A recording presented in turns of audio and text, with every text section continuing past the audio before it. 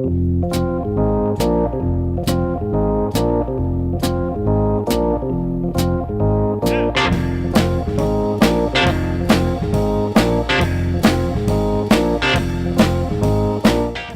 to the Two Blokes Chatting radio show on 94.7 The Pulse.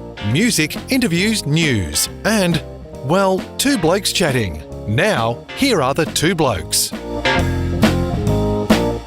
During the week, what Rob and I loosely describe as organised this program, and I told him I had this bloke, and he said, the rock star. And I said, that's right, yeah, John Stevens, he's a rock star, but not the one that sang out the front of Noiseworks. This bloke's got an H in his name, and he is currently, but not for much longer, the chair of Tourism Greater Geelong and Bellarine. Good morning, John. Good morning, Neil. How are you? That's got to be the best intro you've ever had in your life. Yeah, well, H in John, so it's nice to hear the H in John and the V in Stevens, and we're all good. Yeah, I think the other one's got a V in Stevens too, I think, hasn't he? You don't know how many times in my professional career I've had people, when I say, hi, my name's John Stevens on the phone, they go, are you? I go, no, don't go there. It's not good. I was telling Neil when he told me that you were coming on, he was tricking me, and I was almost leaping on the phone, ringing an ex-work colleague, a young female who, yes, had a very, very soft spot for the other one. Well, once she gets to know this one, she would be even more so. Because this bloke, I was working it out, John. I reckon 1989 was the first time I clapped eyes on you across a crowded office for one of the large multinational companies. That sounded very romantic, John. Well, it is. Yeah, we're very close. But these days you've moved on from working in the oil industry as I have, and you do a whole stack of stuff around consulting, but you do hold down a couple of really important jobs in terms of the boards of a couple of organisations that are very important in this part of the world. One of those is the Barwon Sports Academy, which we'll probably spend a little bit of time mentioning a little bit later. But the reason I got you on was you have been, it's been announced that you were about to leave the chair of the Tourism Greater Geelong and Bellarine organisation. First of all, congratulations on your 9 years in doing a great job. But I reckon, as Rob's saying to you off air, it's probably been a tough gig, particularly the last couple of years. Yes, it has. I mean, well, it's been challenging for the whole industry, certainly challenging for the board and the exec team, and the whole team at Tourism Greater Geelong and the Bellarine. But we have a very resilient industry. So I've been, hats off to how resilient the tourism industry's been over this period of time. But it certainly has been challenging, that's for sure. So if you wind the clock back to, I'm going to slip my shoes and socks off, that would have been 2013 when you started. That's 9 years, and it's 2022. Yeah, there we go. I suspect the Geelong that you were selling in those days is a different kettle of fish to the Geelong that the organisation will be selling these days. Yeah, well, yes, a lot has happened. A lot is going to happen. So I'll come maybe back to that later. But certainly we've seen a lot more, a lot of maturing of our food and wine industry. A greater range of experiences. We've always been known for great coastal locations, but I think a lot of people have discovered that there's a lot more to do when you come down to this part of the world than go to the beach or go to the footy, as great as those things are. Yeah, the middle of Geelong, we were talking about it during the week, the waterfront, the change of it in the last few years. The Cardinia Park development and what it means, we saw an example of that last night when the Foo Fighters come to town. They've had all sorts of different stuff going on. We've attracted Premier Soccer, we've attracted cricket. So that sporting mecca at Cardinia Park, which used to be just the Cats, has really become quite a focus as well in a sporting world. And I guess even that in 9 years has changed the way you might look at Geelong. Oh, yeah, well, I mean, obviously the development at Cardinia Park has been extraordinary over that period of time, and with stage 5, has started. So, the Cardinia Park Trust has worked hard to have things there other than the footy, and it's a mega weekend for events in Geelong with Midnight Oil as well on Saturday. We've got the revival down on the waterfront over this weekend, so if you're a real car buff, that's where you should be over the weekend as well.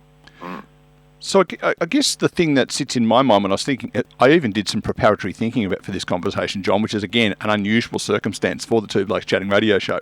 But I was thinking about the fact that I have friends in regional Australia who say Geelong's not regional; it's just another part of Melbourne.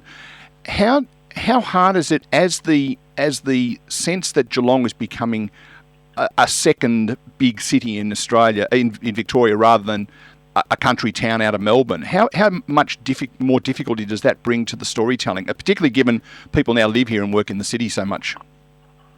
I don't think it's as big a challenge as what you might think. Yes, we're the largest regional city in Victoria, and yes, we're close to Melbourne, and yes, we get a lot of visitation from Melbourne. But, that's one of our great strengths as a tourism region, that the access to Melbourne is so good. But Geelong is not Melbourne. There's a lot of urban areas of Geelong, but it's still not Melbourne, and and Melbourne's not surrounded with the sorts of things that the urban centre of Geelong is surrounded with. That's for sure. So we've got a north-facing bay. We have Cardinia Park, as you say, that are all part of the mix in Geelong.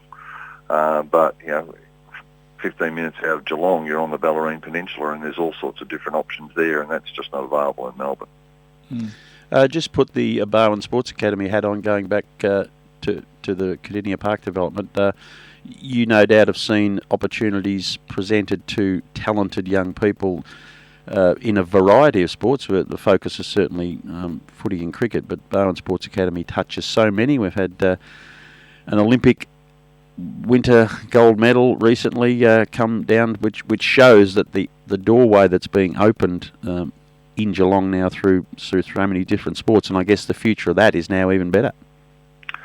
Yeah, the Barwon Sports Academy is thriving. It too has had a challenging period, as all community sports have over the last 2 years. But that gold medal winning athlete you just referred to, Jakara Anthony, was a Barwon Sports Academy athlete. So she learned a lot about physical conditioning and sports psychology as a young teenager, and she's taken that and done a whole lot more, in her own right since. So we'd like to think that we helped her on her way. Well, so you should, because I spent a bit of time with Cam Loftus on finding out what happens inside, and while the thought might be, well, somebody down there must have taught Jakara how to ski, but it's not about that. It's all the other things that athletes need to do, and the preparation. It's not just the skill so much, and this is the great thing that the organisation does, and I guess as Cardinia Park's being developed and other areas are being utilised, that again you'll be able to take that need to travel to Melbourne for this expertise to many young athletes. That's what the academy's been about over the last 13 years or so, 12 years. So, reducing the need for athletes to have to travel out of Geelong to do what they do, as you just said. But, we're actually located at Sports House at Cardinia Park, and have a great relationship with the Cardinia Park Trust and the Geelong Football Club. But, we use a range of facilities across the region. But certainly, as you said, our role isn't teaching them how to play the sport that they're involved in. We surround them with the support that they need as they start to move up through the ranks in terms of elite representation in their sport. Moving into regional, state, international representation, and Jakara is no better example of that. And there might be some commercial confidentiality in this, so if the answer is I can't really comment, that's okay. The interaction that might happen with the Cora project that's lobbing down Mottawarri Way with the elite activities that are going on down there, how does that mesh in with the Barwon Sports Academy? Well, certainly, they've taken us into not their confidence. I mean, it's public knowledge what they want to do in terms of the development. So they've kept us abreast of what their intentions and ideas are right from the start. Yeah, okay. Because it's going to be a fantastic facility, obviously, that's going to draw people to this region. Well, wearing two hats. The almost former chairman of tourism and the current president of Barwon Sports Academy. It's it has a lot to offer in both dimensions, because certainly Cora see themselves attracting a lot of international athletes and teams and organisations to their facility. This is a man who'll never have cold ears. He's got so many hats on. Ducking back to your almost former chairman position, you made an interesting comment before. Geelong is not Melbourne, and it's a bit of a theme that I like to push with lots of my friends about the fact that no, we're not part of Melbourne. What efforts need to be made? This is a hobby horse of mine, so again, tell me to pull me in if I need to. What steps are in place to stop the thing up the road being referred to internationally and around Australia as Melbourne Avalon? When is that ever going to become Geelong International Airport? Good question. I mean, that's a question better directed, I think, to the owners of Avalon. But Avalon. I mean, we have Melbourne Airport. So, I don't want to put too many words in the mouth of people like Justin Giddings, but, Avalon has and will continue to develop its own distinctive identity, as an alternative or an addition to what Melbourne Airport has to offer. I've just got in my mind a puzzled look on the face of a whole lot of Malaysians who can choose to go to, Manila, or they can go to Singapore, or they can go to Sydney, or they can go to Avalon. It just seems to me that unless you're a Brian Ferry fan, you've probably never heard the word in your born days. You're going back in time there, Neil. Oh, well, that's what this show's all about, mate. That was coming forward, trust me. Well, to be fair to Avalon, I mean, they look, we certainly work with them hard to help look left as you come out the gate. But remember that just to their right is the fastest growing municipality in Australia, in the city of Wyndham. So, about 2,500 people now, and will be 500,000 people in the not too distant future. So, if I was them, making themselves exclusively a Geelong product when they've got so many people just up the road who, with a very multicultural area, lots of people coming in from overseas to visit friends and relatives, it makes sense to me that Avalon want to not shut themselves off from other markets by anchoring themselves solely as just Geelong. Oh, but we're nicer than the people of Wyndham down here. And what about that big red and white boat that seems to be heading up the bay at the moment? It's going to pull in at Corio coming up from next year. Yeah, no, the Spirit of Tassie, their terminal construction is well and truly underway. So November, don't ask me the date, is when they'll start coming in and out of, and not only is it's going to be a bigger red and white boat than the one they're currently using. So they're going to increase their capacity by about 20-25%, I think is the right number. So we've, when I say we, Tourism Grade Geelong and Bellarine have been working with the port and with the Spirit of Tassie to look at what we can do to leverage the fact that a lot of people are coming from Tassie and are on their way to Tassie and can experience our region, going either way. John, another thing, your touristy hat, how difficult has it been to sell the message of Victoria to Victorians rather than international folk? Because we're just talking off air, we probably, being Victorians, haven't taken notice what's on our doorstep, but over the last couple of years, with money to spend and the desire to get out of the house and do stuff, people have actually found it to be a pretty interesting place. Is that easy for you to sell?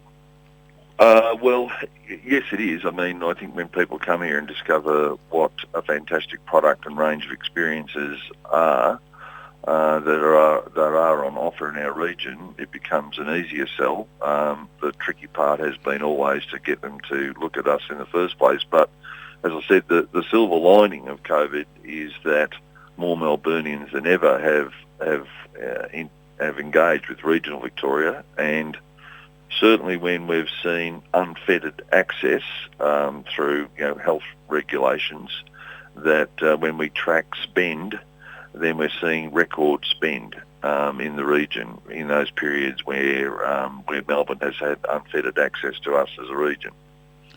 Because I think that's a positive, a real positive, and